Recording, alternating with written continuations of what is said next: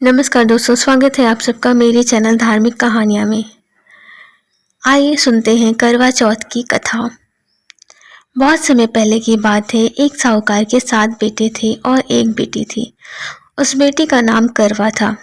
सभी सातों भाई अपनी बहन से बहुत ज़्यादा प्यार करते थे। यहाँ तक कि सबसे पहले वो अपनी बहन को खिलाते, उसके बाद स्वयं खाना खाते थे। एक बार उनकी बहन ससुराल से मायके आई हुई थी। शाम को भाई जब अपना व्यापार बंद करके घर आए तो उन्होंने देखा कि उनकी बहन बहुत ही व्याकुल और चिंतित दिख रही है। सभी भाई खाना खाने बैठे और अपनी बहन से भी खाने का आग्रह करने लगे, लेकिन बहन ने बताया कि आज उसका करवा चौथ का निर्जल व्रत है और वह खाना सिर्फ चंद्रमा को देखकर ही, उसे अर्घ देकर ही खा सकती है। क्योंकि चंद्रमा अभी तक निकला नहीं था, इसलिए वह भूख प्यास से व्याकुल हो उठी। सबसे छोटे भाई को अपनी बहन की हालत देखी नहीं गई और वह दूर पीपल के पेड़ पर एक दीपक जलाकर चलने की ओट में रख देता है। दूर से देखने पर ऐसा प्रतीत होता है जैसे चतुर्थी का चांद उदित हो रहा है। और इसके बाद भाई अपनी बहन को बताता है कि चांद निकल आया है, तुम उसे अर्घ देने के बाद भोजन कर सकती हो। बहन खुशी के मारे सीढ़ियों पर चढ़कर चांद को देखती है, उसे अर्घ देकर खाना खाने बैठ जाती है। और जैसे ही वह पहला टुकड़ा मुंह में डालती है तो उसे छींक आ जाती है। दूसरा टुकड़ा मुंह में डालती है तो उसमें बाल निकल आता है और जैसे ही तीसरा टुकड़ा मुंह में डालने की कोशिश करती है तो उसके पति की मृत्यु का समाचार उसे मिलता है। वह बौखला जाती है। तभी उसकी भाभी उसे सच्चाई बताती हैं कि उसके साथ ऐसा क्यों हुआ। करवा चौथ का व्रत गलत तरीके से टूटने के कारण देवता उससे नाराज हो गए हैं और उन्होंने ऐसा किया है।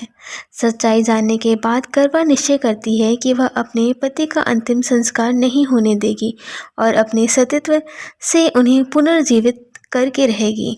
वह पूरे 1 साल तक अपने पति के शव के पास बैठी रही, उसकी देखभाल करती रही, उसके ऊपर उगने वाली सुईनुमा घास को एकत्रित करती जाती है। 1 साल बाद फिर करवा चौथ का दिन आता है।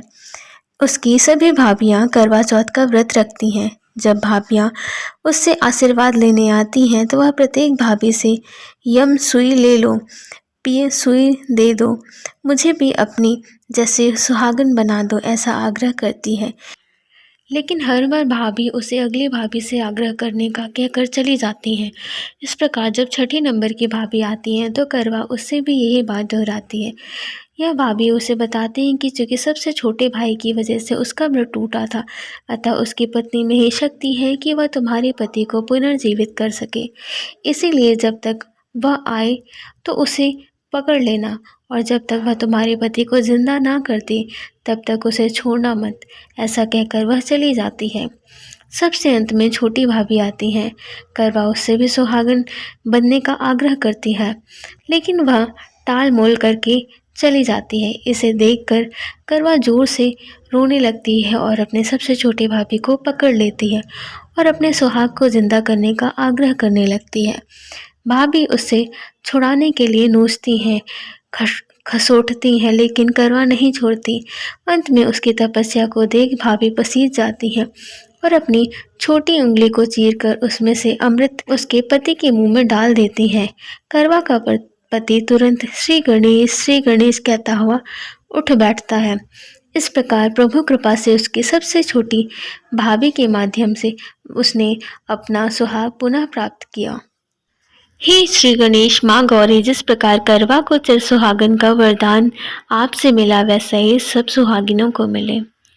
दोस्तों, तो यह थी करवा चौथ की संपूर्ण कथा। आशा करती हूँ कि आपको कथा पसंद आई होगी और अगर वीडियो पसंद आया है तो मेरे चैनल को सब्सक्राइब करें और बहुत सारा लाइक और शेयर ज़रूर करें। धन्यवाद।